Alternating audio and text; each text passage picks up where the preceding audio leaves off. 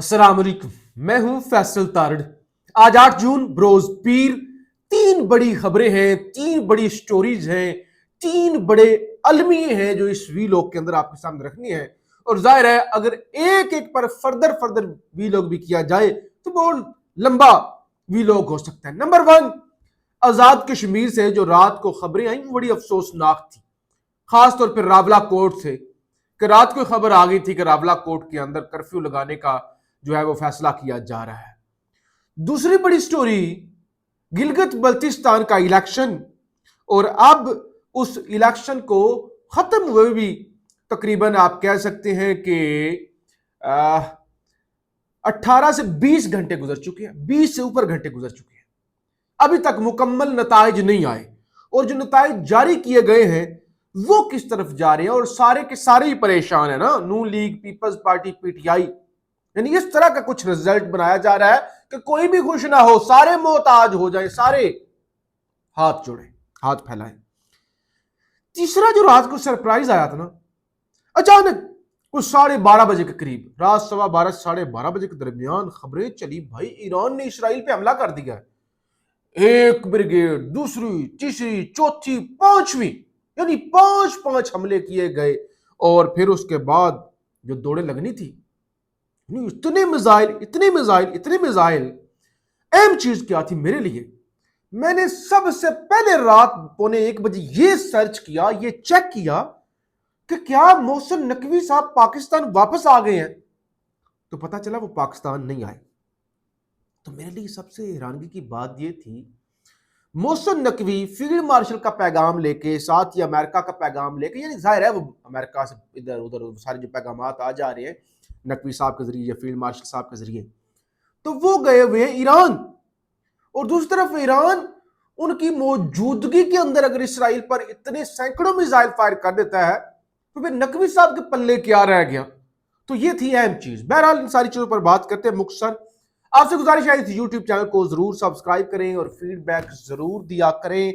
सबसे पहले कश्मीर के इशू की बात कर लेते हैं मेरी, क्योंकि कश्मीर के साथ सबसे ज्यादा तो नहीं दावा करना चाहिए, बड़ी हमदर्दियां हैं, और खास तौर पे मकबूजा कश्मीर के साथ, क्योंकि मुझे पिछले 2019 से लेकर जब से ये सहाफत शुरू की, तो सबसे ज्यादा अगर मैंने किसी खित्ते के लिए आवाज उठाई है, किसी खित्ते के लिए वीलॉग्स किए हैं, कवरेज की है, तो वो कश्मीर का ही खित्ता है।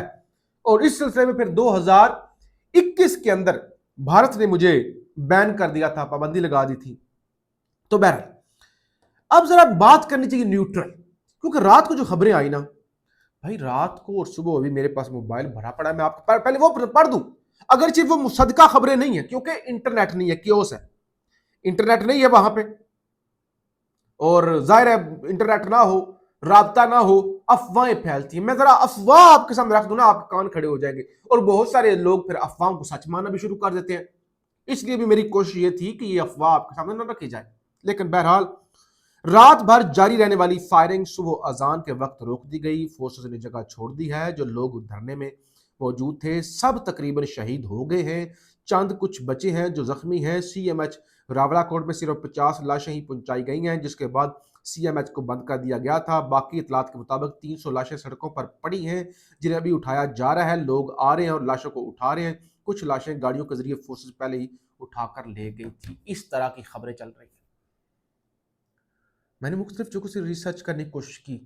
हमारे को इतने भी सोर्सेज नहीं ना होते कि बंदा कहे कि सोर्सेज से बड़े भरे पड़े जराए से चेक किया तो पता चला कि ये भी कन्फर्म नहीं है। कुछ 7 के करीब, 7, अगर 7 भी बड़ा नंबर है, एक इंसानी जान भी कीमती है, 7 के करीब लोग जख्मी हुए या शहीद हुए, टोटल फोर्सेस सब कुछ मिला के।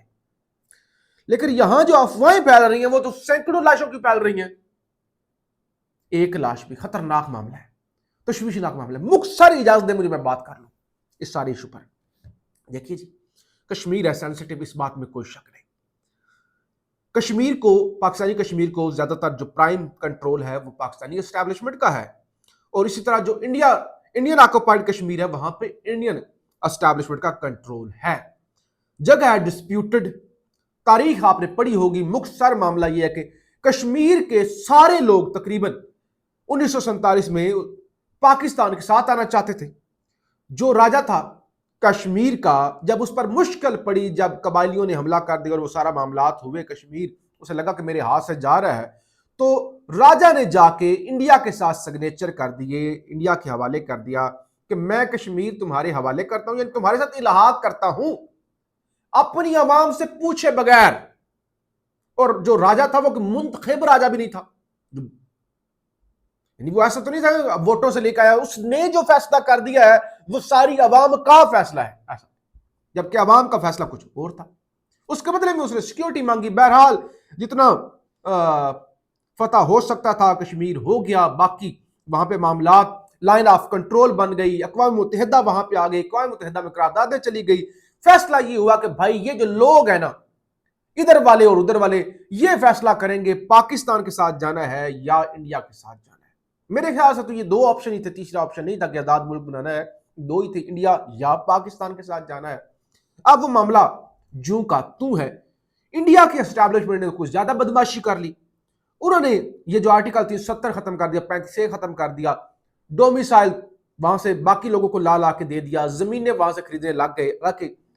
पाकिस्तान के जेर इंतमाम कश्मीर के अंदर ऐसा नहीं है, यहां पे लोग जाकर कश्मीर में जमीन नहीं खरीद सकते, डोमिसाइल नहीं ले सकते, और शायद उतनी ज्यादा मार धाड़ या उतनी सख्ती नहीं है जितनी इंडियन कश्मीर के अंदर, और जिस तरह से वहां पर नौजवानों को नशे की लत में लगाया गया और जितना लोगों को खराब किया गया है। अगरचे दोनों आजाद कश्मीर, इंडियन ऑक्युपाइड कश्मीर, दोनों का ही नुकसान हुआ है और दोनों के अंदर ही कंट्रोल तो होता है, लेकिन यहां पे एटलीस्ट एक दमी हुकूमत बन जाती है जैसी तैसी भी, जिसका अपना वजीर आजम, यानी रियासत का अपना वजीर आजम, अपना सदर होता है। सेमी आप कह सकते हैं खुद मुख्तार है, मुकम्मल तौर पर नहीं, लेकिन इंडिया से फिर भी कई हद तक बेहतर है।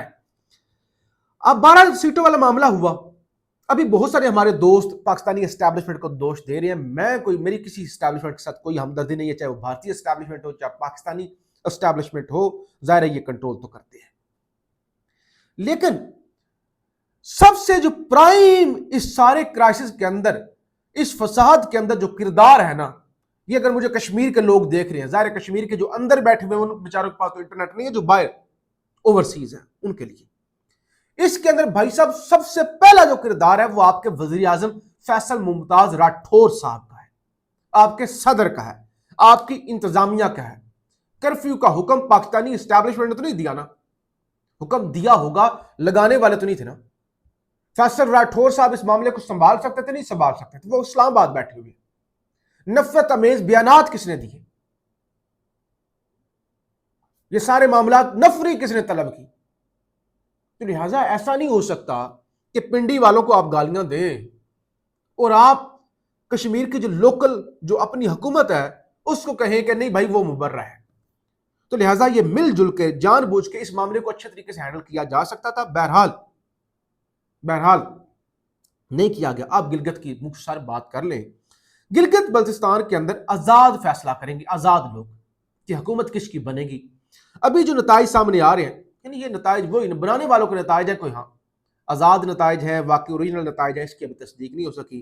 पीपल्स पार्टी की 9 नशिस्तें हैं, हुकूमत बनाने के लिए 17 नशिस्तें चाहिए होती है, 17 मखसूस सीटें डाल भी ली जाए तो ये 17 नहीं बनती।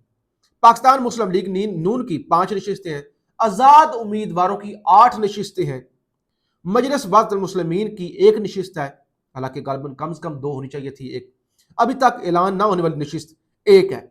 तो लिहाजा ना तो आजाद अकेले हुकूमत बना सकते हैं पीटीआई एमडब्ल्यूएम इस नतीजे के मुताबिक, ना नून लीग हुकूमत बना सकती है, ना ही पीपल्स पार्टी हुकूमत बना सकती है। आप पीपल्स पार्टी को हो सकता है इस तरह के नताइज दे दिए जाते कि वो अकेली हुकूमत बना ले, दे दिए जाते हैं इस तरह का जोड़ तोड़, लेकिन 28वीं तरमीम पर मामला फंसा हुआ है तो वो, और ऊपर से बजट हो सकता है। ये रात भर जो इंजीनियरिंग चलती रही है वो इसीलिए ना, रात को भी एक मीटिंग हुई बिलावल की और इसहाक डार साहब की, और अब लोग ये भी कह रहे हैं कि नून लीग पीपल्स पार्टी को नताइज देके बजट पास करवाने के लिए सरेंडर कर रही है, जबकि पीपल्स पार्टी वाले ज़ाहिर 28वीं तरमीम पे राजी हो जाते हैं, अच्छे बच्चे बन जाते हैं तो ये हुकूमत दे दी जाएगी। तो ये वाले मामलात पर्दे के पीछे बहुत कुछ चल रहे हैं। अगर आज़ाद अभी के नताइज के मुताबिक अगर आज़ाद 8 नशिस्तें निकाल गए हैं तो रिजल्ट अगर एक्यूरेट हो सकता है कुछ नतीजा कुछ और होता। बहरहाल ये तो सूरत हाल है। रात भर बमबारी मिसाइल ऐसे जारी रहे इसराइल पर, और वो फिर बड़े वहां पे हुआ भी, और डोनाल्ड ट्रंप फौरी तौर पे मैदान में आया, उसने नेतन्याहू को कॉल की, खबरदार खबरदार, जवाबी कार्रवाई नहीं करनी, हम मुज़ाकरात कर रहे हैं। और ट्रंप नाराज भी है। ट्रंप नेतन्याहू से इसलिए भी नाराज है कि ये किसी से पूछता ही नहीं है। लिबनान पर हमला कर देता है, इधर उधर हमला कर देता है, सारा काम जो है वो खराब कर देता है, स्पॉइलर है। तो अंदर से तो ट्रंप भी खुश हुआ होगा कि ईरान ने एक दफा अच्छी जो है वो फेंटी लगाई है, लेकिन ईरान ने तगड़ा फेंटा लगाया है। और ईरान ने यह भी कहा है कि अभी ये वार्निंग थी, अभी ये वार्निंग थी, हम जो है ना इस सारी जमीन को जो तुम्हारे पास है उसको फ्लैट भी कर सकते हैं। तो बहरहाल जंग तो दोबारा शुरू हो गई। अब अगर इसराइल जो कहता है हम रिटेलिएट करेंगे, तगड़े तरीके से रिटेलिएट करता है, ईरान फिर हमला करता है, फिर मामला किसी और तरफ चले जाएंगे। बहरहाल मुख्तसर टाइम में इतना कुछ डिस्कस हो सकता था। फीडबैक जरूर दीजिएगा। पाकिस्तान जिंदाबाद।